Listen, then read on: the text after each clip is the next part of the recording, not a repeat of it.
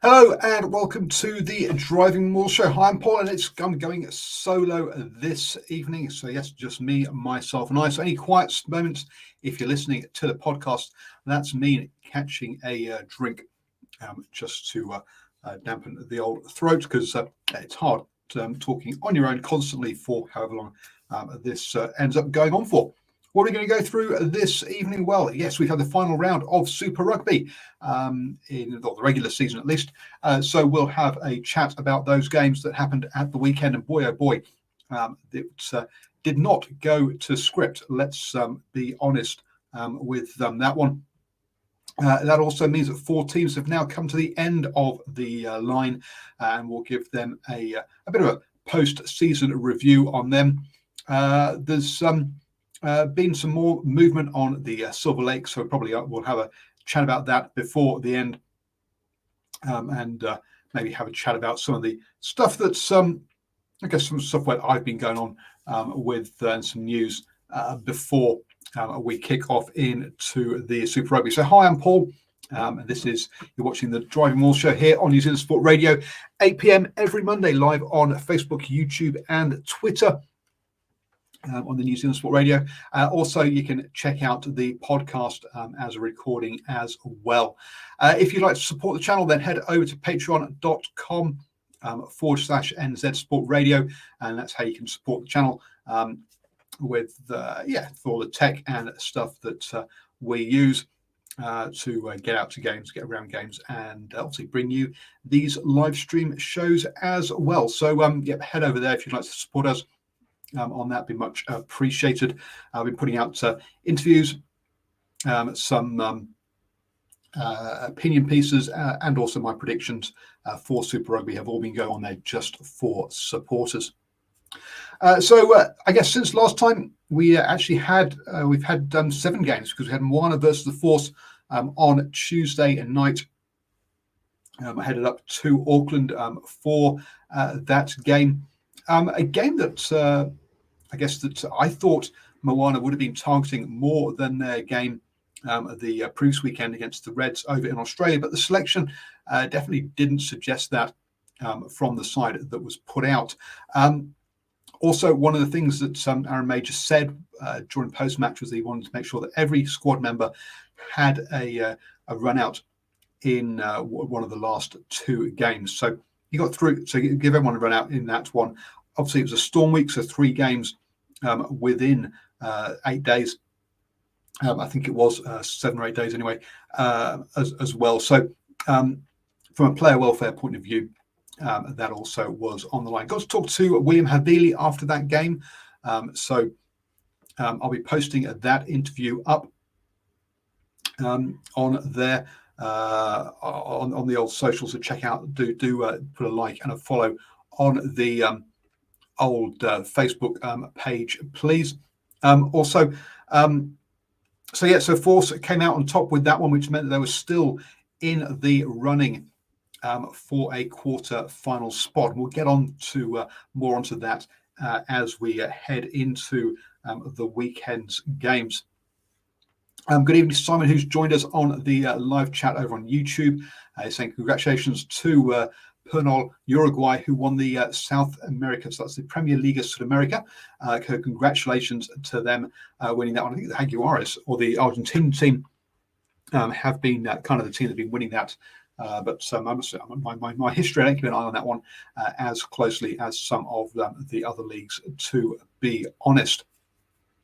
So we had that head of the weekend, and that meant that every single game this weekend had something riding on it, as far as the final positions would, as far as the final positions would matter, and also who would face who in the quarter finals. First up, then we had the Crusaders versus the Reds, and I'll be honest, this pretty much meant that the weekend started as we would have kind of expected. I mean, at halftime, the Crusaders were already up 21-3 in that one. The Reds hadn't beaten the Crusaders since 2011 in the final, which the commentators decided to tell us about 3 or 4 times before the game had even started. They failed to mention also that the only game that the Reds had won since the crossover game started had been against the Moana Pacifica. So they'd lost the other 4 New Zealand sides. I think it was more kind of relevant. I know they're five losses from 6 games over the last 6 rounds. So the Crusaders, I say, cruised home to that win, 28-15. I guess the Reds won the second half, but by then the game was already over.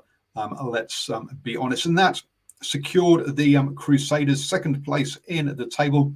It didn't matter how the Brumbies went against Moana Pacifica as far as they were concerned. Reds also with that loss meant the Highlanders couldn't overtake them, and they weren't going to overtake the Reds. So we had a replay of that game for the quarterfinals. So basically Friday night, we're going to have the same game as we had last weekend, probably with the Crusaders cruising home to an easy win. But yes, for my full thoughts on that, wait for my predictions on the Patreon page. I'm not sure what more there is to talk about this one. The Crusaders ran along for the same number of runs, made nearly twice as many meters, or at least half as many again of meters than the Reds. Much more effective with all of that, and without Richie Mo'unga, etc. So good win for the Crusaders. They're happy heading into the quarterfinals. The Reds really have been a mess since they've lost players like Topu and James O'Connor to injury, showing us how thin this squad is. They are a very good squad when they get their best 15 out there, but when they can't, yes, they're not such a good team as we've seen over the last few weeks. That was Friday. Then on Saturday, I would also Friday, that was a 7:30 kickoff, which I think caught a few of us on the hop, because all the New Zealand games up until that weekend, up until Friday, had been 7:05 kickoffs. This was 25 minutes later. I'm guessing that's because it's the first time the Australians didn't have a Friday night game.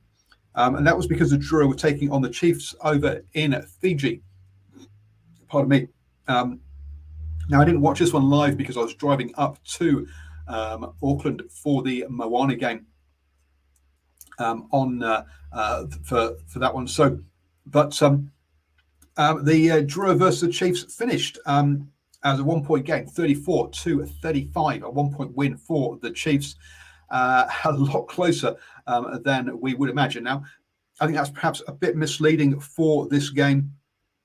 The Chiefs was 7-21 up at half time, and with just over 10 minutes to go, it was 13-35. So a 22-point lead, 10 minutes to go, and basically a miracle try got the Fijian Drua back into this one, and 3 tries in 10 minutes.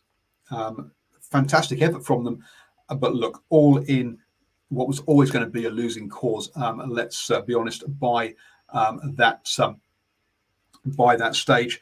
I think the scoreline a bit misleading in this one, but look, we've got in the Fijian Drua, we know the comeback kings, the guys who score more points in the second half, pretty much anyone else. I mean, the way they just turn games around as soon as the defenses get tired, and especially if they're going to switch off, which you can imagine the Chiefs probably did with 10 minutes to go, thinking things were all wrapped up and it was all nice and easy, cruise on home. Oops, no. Very, very nearly managed to snatch defeat from the jaws of victory. And with the crowd, as Simon says in the live chat there, over in Fiji, big crowd, people climbing trees to look over the stands to watch this game. Fantastic scenes over in Fiji. And next year, when you imagine the Fijian Drua will have all of their home games in Fiji, are going to be a much more difficult prospect than they were this year when they've been away from home. We'll get on to a season review for them.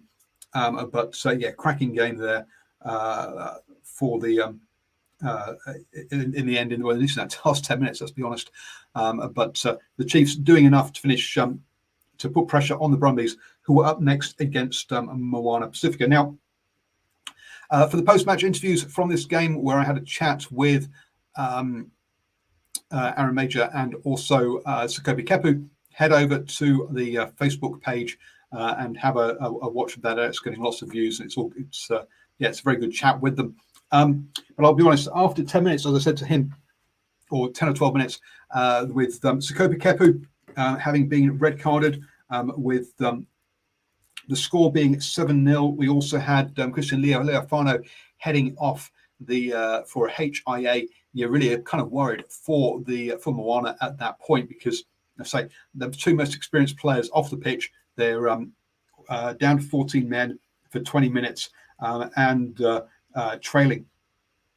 But what happens? Oh no, the Moana can start playing. They create a massive overlap. They're a player down, and they still created an overlap of like 2 or 3 players, and they went in for a try.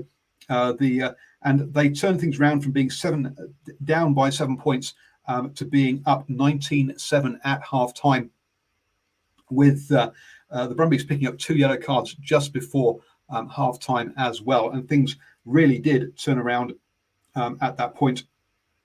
The Brumbies fought back to being within 5 points at 22-17, but Moana held them at arm's length and saw it through to 32-22 to win the game. And fantastic for them to pick up their second win and head into the off-season with the confidence that brings.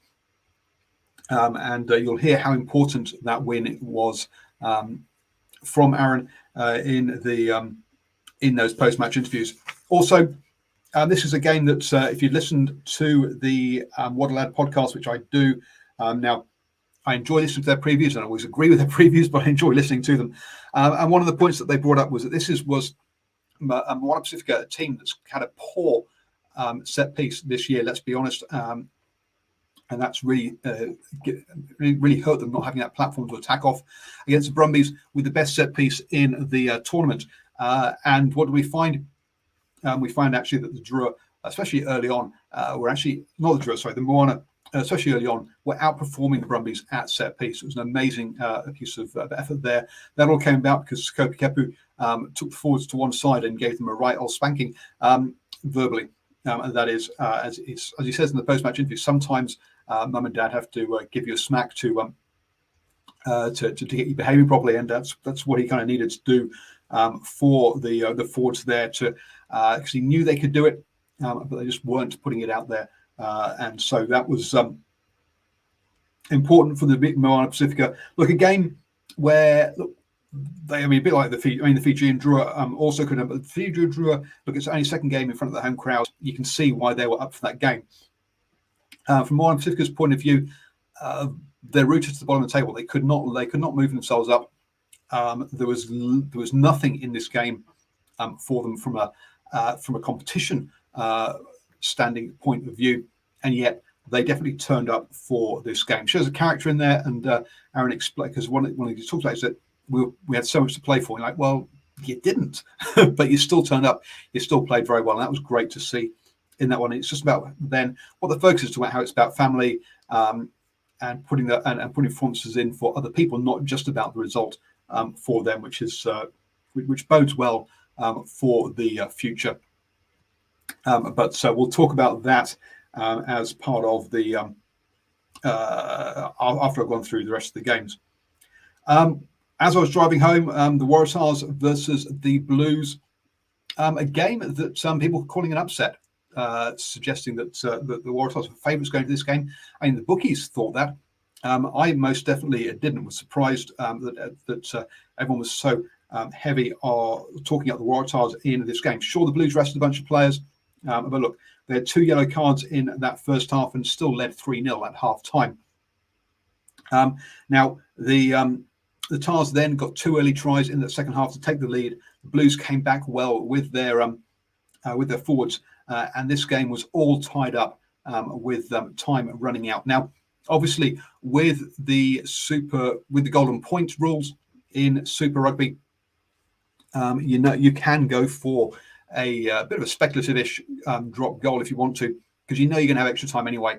You might as well try and win it rather than just kind of meekly go into that. So, but still, hat tip to Zahn Sullivan, who put over the drop goal from outside his 22 to win this one. This wasn't like Bowden Barrett's one where Bowden Barrett had advantage.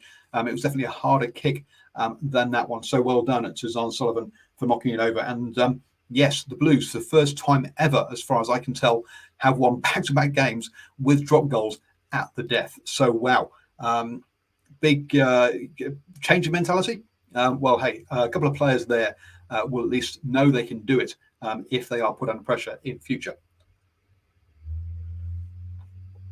So that was that came down to that. But you got to say the Tars most improved team in the competition, and yes, will cause or will mean definitely that the team, whoever they're coming up against in the quarterfinals, which we'll talk about in a second, they will definitely be a threat, even though they are playing away from home. We then headed over to the West Australia for the midnight game, and that always confuses me when you see sort of 12 o'clock on Sunday. But yes, that was midnight and in the early hours. The Hurricanes up 6-17 at half-time. Just running into the half, but the Force pulled themselves back to 13-17 on half-time. The Hurricanes really, left the Force showing how dogged they were to keep themselves in this fight. Second half, the Hurricanes, 75% territory. They played the second half where they wanted to, down in Western Force territory. But they still came up short and lost this one at 27-22. Now, admittedly, 3 missed drop goals. That's 6 points. That would have been enough. But then again, the Force didn't get. The Force also missed a penalty as well. So, the Hurricanes, you will not be happy with this performance at all. You have all that territory. You need to come away with points. You can't camp down there and not get points. So, whether that means kicking 3 sometimes, whether that means actually bringing the drop goal out and getting some points. But the Force, 8 penalties only all game. So really good discipline under a lot of pressure. 14 by the Hurricanes. Poor discipline matched up with not finishing chances, and that lost them the game. That put the Force with the possibility of winning of a quarterfinal if the Highlanders didn't pick up a single point in their game against the Rebels. The Highlanders were leading in Melbourne by 12 points in that first one. Oh, and thank you to the reviewer. That was the first Force win over the Hurricanes since 2007 and the biggest ever winning margin. Wow. It's only a 5-point winning margin, so not a big winning margin, but still well done to the Force, and thank you to the reviewer for that stat attack there. So over to Melbourne. So the Highlanders leading the Rebels by 12 points, but the Rebels come back into this one. It's 14-18 at half time. And then in the second half, the Rebels again prove to be dogged, get the final try to get themselves into that 1-point lead. The Highlanders letting the Force back in time and time again. To be fair to the Rebels, they dominated territory in that second half, but two teams that I think were playing particularly well. But then again, should we expect them to? Let's be honest. We're talking about the Rebels here, who are 10th in the table, and the Highlanders, who we know have been disjointed all season. So it never was going to be, or it didn't promise to be a great game of rugby. To be honest, from that point of view, tense, absolutely, but skills-wise, perhaps lacking in some cases. You can probably tell that by the 18 scrums and the 31 turnovers in this game. As a weekend, we were back up to 16.7 scrums per game, which gets us back up, which is definitely higher than the last few weeks, which have been down around the 12-13 mark. Perhaps the pressure of the situation getting to a number of players in this one. Also, turnovers, just under 30 turnovers, 29.7 is the most turnovers per game all season for a round. So a lot of turnovers this weekend, quite a few scrums as well. I say pressure, perhaps telling on a lot of players as it was around the pointy end of the season. That means that we have 4 quarterfinals, as you'd quite expect. Blues versus the Highlanders, the Crusaders versus the Reds, a repeat of last weekend. The Chiefs hosting the Waratahs, and the Brumbies hosting the Hurricanes. The Chiefs and Brumbies switching places is probably the one thing that we didn't, most people didn't see coming ahead of this weekend, because that meant the Brumbies had been beaten by Moana Pacifica. So, that upset changes things, because it could have been an all-Australian quarter-final there between the Brumbies and the Waratahs, but it's not to be. So I say I'll be putting my predictions for that over on the patreon.com/NZ Sport Radio later in the week, so keep an eye out for that. Simon Hughes, why did they keep changing the trophy for Super Rugby every couple of years? Well, this is a new Super Rugby competition, isn't it? It's Super Rugby Pacific, and therefore, are they allowed? Do the South Africans allow them to use the old Super Rugby trophy? I don't know. Yeah, I'm not a big fan of the trophy, which looks like kind of like a Dracula's collar around a rugby ball, doesn't it? Which is supposed to be some sort of wave and reflections of blue to talk about all the different colours of the sea and blah blah blah, whatever. Also, doesn't look like you can drink out of it either. Maybe you can talk about the base perhaps being hollow, and perhaps you can turn upside down to drink out of it. But there you go. And so it says, even when we had South Africa tournament, they kept changing the trophy as well. Look, let's be honest, one of the problems with Super Rugby is they're being too gimmicky and keep going, the problem must be that we need to change something, rather than the problem must be that actually we need to do fan engagement better. We need to market it better. Yes, so another trophy must obviously make it much more likely that people watch and turn up to games. Not. But hey, let's have another gimmick. Let's waste some more money on another trophy. Win up the day. At the end of the day, it's about fan engagement. It's about having stories. It's about history and heritage. It's not about new flash trophies. Anyway, those are your quarterfinals that are coming up. As I say, that means 4 teams now have had their season over. So let's give them a bit of a rating. If you want to throw into the live chat, then feel free to give me your A, B, C, D rankings for the Force, Rebels, Fiji, and Drua, and Moana Pacifica. I'm going to give you my idea as to how I think they've done compared to pre-season expectations. So, first up, the Force finished 9th on 23 points, 4 wins from the season with 7 bonus points. Equal points to the Highlanders, just missing out on the on what do you call it? On the playoffs there. But a big difference between the Highlanders. Highlanders points difference of 3. The Force points difference of a minus 117. So a big difference there on what's between those two sides, as you can kind of tell. The Force, look, a lot of people are thinking of the Force as being a team that's been around for ages now, but in reality, when they got kicked out of Super Rugby, they lost their squad. They got given very short notice to get into Super Rugby last year, so they had to throw a squad together at the last minute. This time, they've had a proper pre-season heading into the season, and we're expecting a lot more from them.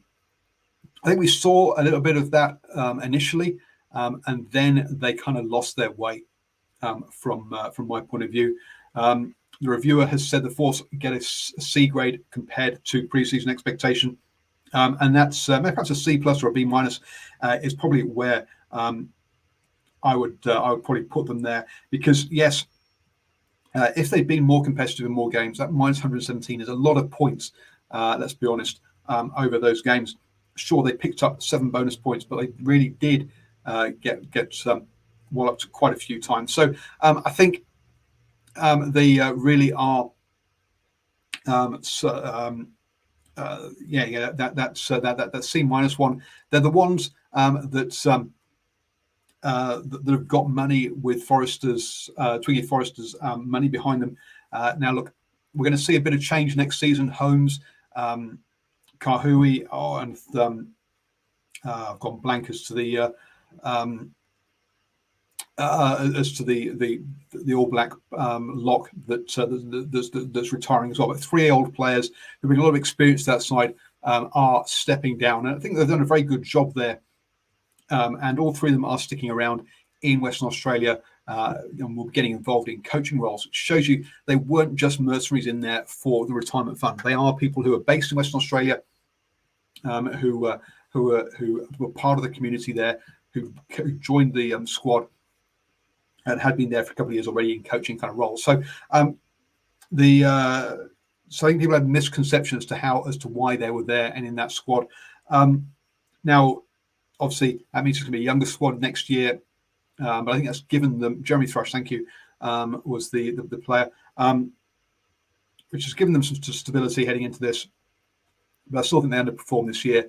As Simon says, unfortunate. Really screwed up the cards for the playoff spot. Yeah, they just didn't quite. They didn't perform as gritty as I was expecting them to in quite a few games, unfortunately. So I'm happy with that sort of C+ level. The Rebels, then, a team coming into this season, and I'll be honest, my expectations for them were pretty low, and they didn't disappoint, as it were. Reviewer has gone a C- for them on this one. I'm probably in that C to C- kind of level. I just don't see them where the growth is and the future for this side. The Force, I know they're getting young players in. I can see some continuity. They're getting a new coaching. We'll see how that how that pans out for the Force. So I just make a point that the Rebels did improve towards the later in the season, and they did show some improvements in the latter part there. But again, 4 wins out of 10, including, but importantly for them, sorry, quick drink. The final game was a win, as it was the Force, that matter, which means they can head off with some confidence into that off season for the Rebels. But yes, I would expect to see the Rebels in this same sort of position next year. I just can't see I just can't see where their growth is, and I can't see them climbing out this bottom third of the table next season either. Just can't see where that's going to come from. The reviewer points out, that the Rebels started with losing their first 5 on the bounce. Yes, they didn't start the season well at all. Whereas the Rebels started and then sort of petered out. The Rebels did build, but it took a long time for that building to show any kind of results and for us to see it at all. So yes, happy with that C- kind of level for or C for the Rebels. Not you could even perhaps go as far as D, to be honest with you. I think it has been a poor season for the Rebels. If they hadn't shown that uplift over the last few rounds, then it would have been down there. So perhaps they just lifted themselves out of that D position. The Fijian Drua, wow, a team that promised and then sort of failed to deliver, and then promised again, weren't they? An up and down team. That's nice. Now look, a brand new team, as you'd expect. So our expectations were that perhaps they'd get 1 win, and that 1 win would be against Moana, and that they'd lose all the rest of their games. So 2 wins is actually perhaps in some ways a better return than some of us would have expected. I think that some of those early performances perhaps meant that we ended up expecting a bit more than we should have done from this team, who are brand new in here. We were going to get up and down performances. The performances in Fiji towards the end of the season have been really good, and it's been obvious that actually with that support behind them, they are going to be proved to be dangerous. I think they lost both of those ones over in Fiji, but even so, just the competitiveness they showed in those games was good. Minus 257 tells you they lost a lot of games by a lot of points, losing 12 games with 4 bonus points in this one, and it's those 2 bonus points that put them above Moana in the table. So Look, a team I'm not as close with as I have with the as I have with Moana, but I think look a B, because as I say they got those 2 wins. We've had good performances over in Fiji, which is a good sign. The one of the things that that I would say is that being away from home meant that some amount of discipline could have been put into into the players. They're going to have to maintain that back home with when they're sort of not on tour. And we'll see how that goes. Simon says, 2 wins is what the Sunwolves got in their first season, also what the Crusaders got in their first season as well. So, look, I think Fiji and Drua, there's definitely optimism. They've brought some pizzazz and to this tournament and have been a good addition in here for this one. So, I say not something that's not a team that I've managed to get to or see in the flesh. Because I think the Chiefs, I'm trying to think where the Chiefs game was, but the team I'm not. I can't speak of the culture. I can't speak of what I think is going on there as much. But I think they are heading in. I do think it's positive. Finally, Moana Pacifica again, 2 wins from 12 games, 2 bonus points, puts them bottom of the table. But that win in the Sunwolves 1 win and a draw in their first season. But that final win at the end of the season will mean that they go in the off season with with positivity, and that'll help them head into that off season. Minus 247 points, 10 less than the Fijian Drua, but still, yes, there have been some big losses. That win, Golden Points, a win over in extra time over the Hurricanes, and then this win against the Brumbies. So wins against decent sides as well. So they're not just bricked up. So they've not been the weaker teams that they've got the wins against. That's 2 wins against decent teams, with 13 players having come from this squad into the Tongan national team. I think that shows that the whole bunch of players there, people like William Havili, for example, I think I need to check the exact numbers, but he's probably played about as much Super Rugby as he has NPC. He's getting an opportunity now at international level, and he's looking to be back at Moana Pacifica next year. So that can only be good for him. So to get 13 players into that Tongan group shows that a lot of the talk about this being a team to help the Tongan and Samoan international teams also wasn't all just hot air, and it's not all about capturing Pacific Island players for the All Blacks, as has been alluded to by some people. Having listened to, having heard from the coaches, having heard from some people behind the scenes as well, off the record, the culture and the positiveness of the work environment has been fantastic. They've had the hardest schedule out of anybody, as the reviewer says. Really hard to know how Moana Pacifica would have gone without disruption. That's right. They missed those games at the beginning of the season through COVID. They then also missed the Melbourne game through COVID as well, which meant they ended up having 4 storm weeks during this one to catch up those games. The win against the Hurricanes, which came like 3 or 4 weeks into this, 4 or 5 weeks into the season, it was just before they opened up to full crowds. But that was the first time they actually been in their home training base as well. They've been having to rent or be in other places to train before that because the home base wasn't ready yet. The short time to set up the team. This all applies to the Fiji and Drua as well, for that matter. On this point, is that not a real preseason. Short time to set up the team meant that look, yes, this was not an ideal preparation, and then the season all went wrong for Moana Pacifica. So next year they'll have a preseason. They'll have a back office that actually has the experience of running a team for a year. So things just like booking hotels, flights, getting people to trainings, organising all that kind of stuff will be smoother because people will have done it and have a better idea of how to do it next year. So hopefully that they'll head into next. So I think I can see lots of positiveness for Moana. I can see how they can grow next year. The squad will be more experienced.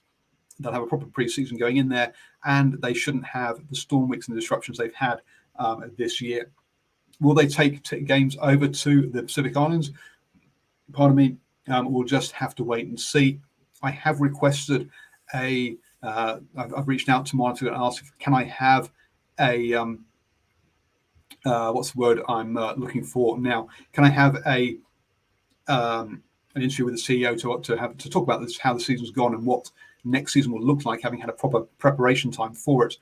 So we'll see if I get that, then that'll be good to let people know as to what's going on in that space.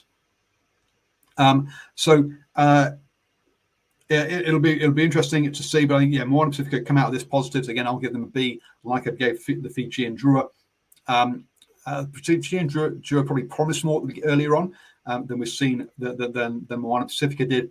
But at the end of the day, as you can see by those having a very similar points difference, sure, 2 less bonus points, that actually their performances over the season have been pretty similar to the Drua from that point of view. And they've been much more disrupted than anyone else in this one. So should be good for Moana Pacifica. So and the Force, what I think we said, what was that, C minus, or sorry, C plus ish. Rebels C minus, maybe a C. Fiji and Drua and Moana Pacifica both Bs for my mind on that one. As the reviewer says, the schedule next year is easier for them by default. Yes, it will be easier next year for that one. So that kind of wraps up Super Rugby for now. As I say, we've got the quarterfinals coming up, so do join us next Monday. We'll go over those. I also look forward to semi-finals. Also, check out the old Patreon for my predictions, probably coming out on Wednesday for that one. Also coming up this weekend is we'll be kicking off on Monday is the Pacific 4. What they call it again, the Pacific 4 something or other. Anyway, series which has the Black Ferns, the Wallaroos, and the USA and Canada. So the Black Ferns playing the Wallaroos on Monday in Tauranga Domain. I'll be at that game, so hopefully bring you reaction from the from those two games between the Black Ferns, Wallaroos, and also the USA versus Canada as well. I've just got a media release through from. I'll be just going through from the Black Ferns, and it says not for publication. So I'm not going to say I can't give you any details about it, but what I would do a hat tip on the Black Ferns is there is something happening every single day for the media from Tuesday all the way through to match day. So they're definitely giving the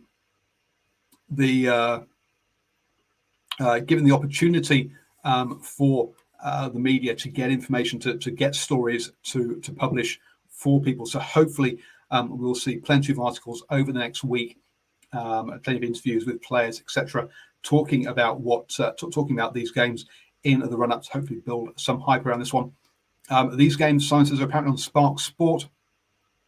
Interesting one there with the New Zealand game on delayed coverage on TV3. That's right. So Spark Sport not on Sky. I guess that's because Spark Sport. This will be a World Rugby tournament, and Spark Sport have got all the World Rugby tournament rights, TV rights for that. So yes, Friday is World Rugby media event, including all of the team captains. So yes, so that's why it's on Spark Sport, folks, and not on Sky. It'll be interesting for that one. Look, Tauranga Domain is a difficult venue for me because there's no power and there's no Wi-Fi normally. So hopefully we'll have some power from the media, and maybe I'll just have to spend some money on the old mobile to get some internet access for that for those games. But I don't actually have Spark Sport, so going to be interesting for that one. I won't be able to watch. I'll be at these games. I'll be at the games in Auckland the following weekend, but I'll miss the games up in Whitianga. Fongaray, one of the two. I've gone blank. I always get those two mixed up. So yes, so I won't be. So that'll be interesting. I hadn't realised they were going to be on Spark Sport rather than Sky. So anyway, Simon also says there's feasibility, say, looking at increasing the Taronga Domain Stadium, which at the moment is one stand. The other side is all temporary seating for the NPC, and there are no floodlights. Interesting one. So hence why all of Bay of Plenty's games this season are afternoon games. Be interesting to see what their attendance is like and whether that improves with that. A couple of news pieces then, and what I probably should talk about was that Pablo Matera, his yellow card for that tip tackle, which I think a lot of us thought should have been red. Well, he has not been cited, and so is available for the quarterfinals. There we go. Also in the news is that the Hamilton Sevens will be back next year, January the 21st and 22nd. So a good run up or pre-event ahead of Super Rugby next year with that those sevens that sevens tournament. I did notice something about sevens over the weekend as well. So there probably was some sevens, but I must admit I did not keep an eye on that one. But just very quickly in the sevens. So yes, the Australia men beat the New Zealand men 14-19 in the final there, with Fiji beating Samoa in the bronze playoff for that one, which means the overall standings for that have South Africa at the top ahead of Australia, Argentina and Fiji. Over on the women's side of things, he says, and I can't find where that, there we go. The last event was the previous weekend already, which was one the Black Ferns beats Australia, or the Wallaroos, in the final for that one. Finally, then, let's have a quick chat about Silver Lake. Now, apparently, this is going to a vote this Thursday with the provinces. Apparently, there's one province that still is unsure, but overall, I think we're all expecting it to get rubber stamped and to go through. Apparently, there has been a report done by PricewaterhouseCoopers, which has mentioned brought up 3 issues with this, but they say overall they're positive about it. But there are 3 risks on this one. One of them is that once it's sold, you're not going to be able to buy it back. I think we all kind of knew that this was this is a one-way trip. This is a one-way trip here. Apparently, also the rules have been changed so that around who Silver Lake can sell it to, and apparently there's a broader number of people who they can sell to, and there's an expectation that Silver Lake will want to get the money back within 5 to 10 years. So, pardon me, it gives you a kind of time frame that New Zealand Rugby would be with a new partner in that space, and they wouldn't have control over who it was sold to. The other risk was that because Silver Lake will be setting up 2 entities, one of which handles all the commercial pieces of New Zealand Rugby, which they'll have like a 5 to 8% holding in, but they'll have an 85% on the global rugby operations. Global rugby opportunities, which is for rugby opportunities outside of New Zealand, for them to partner with New Zealand Rugby on. Now, because of that difference in holding, is going to lead to a conflict of interest? Will they want to put things into global rugby opportunities rather than the ComLP? We'll have to wait and see. So that bit from a governance point of view, I think, is a bit of an issue. The final one was that they have to grow revenues by 8.1% a year for this to actually make sense for how much you're selling. So can they grow it by that much? So those are the 3 risks that they've brought up. I think We could have come up with a couple of those ourselves, fairly obvious that you can't put the genie back in the bottle and they have to grow revenues, otherwise it's not worth doing. Those two we kind of knew. The other one, interesting on that one. The kind of pieces that they are looking at increasing revenue streams is things like executive coaching and All Blacks clinics. They reckon that could bring in 47 million over a few years. Also, various opportunities in esports and virtual signage and merchandising, and a new streaming platform, which apparently could bring over 20 million in over 5 years. So who knows what that streaming platform is? Is that just purely for global audiences, or is that pure, or is that does that signify a movement away from Sky Sports? We'll have to wait and see on that one. Just a reminder as to kind of where they also, PwC says that New Zealand Rugby doesn't necessarily need this much money right now. The reminder that the money would be used for, part of it would go back into seed capital for Com LP to work. That's 38 million. The 37 million will be going into to stakeholders, say looking at provinces, etc., getting a bumper there. 60 million apparently into a legacy fund to encourage community participation in rugby. That's up from 29 million. And 120 million into reserves. That's down from 151 million in there. And then 8 million in costs of doing the deal. So yes, so that's also PwC note that no one else has ever done this before. Now they don't say that that's a positive or negative, but just look, New Zealand Rugby is trying to do something that no one else has done before over this one. So yeah, so it's interesting to see how on this one. Look, at the end of the day, if the funds are used to grow the game properly, then it's not necessarily a bad thing to do. But I guess, do I trust the current administration to be able to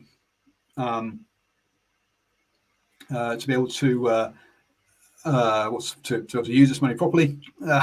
I'm not really sure. I've not seen any evidence while I've been in New Zealand as to the New Zealand Rugby administration looking at being able to grow the game. What we've seen since I've been here is definitely a decline in the game and an interest in the game over that time. So that's my main concern as to how they do they know how to spend it. Now, at least putting these into a legacy fund, putting it into reserves, isn't blowing all the money straight away in a similar way that the RFU did with their Rugby World Cup windfall from 2015, which was burnt through very, very quickly. New Zealand Rugby seems to be, as I have much more sense than that, which is good to see. But from the stuff articles, the leaked report states the cash influx from investment could help grow the game and, in quotes, shore up the wider rugby system, close quotes, while viewership and participation declines, and allowing New Zealand Rugby to take, in quotes, increased risk in pursuit of nuclear revenue streams, close quotes.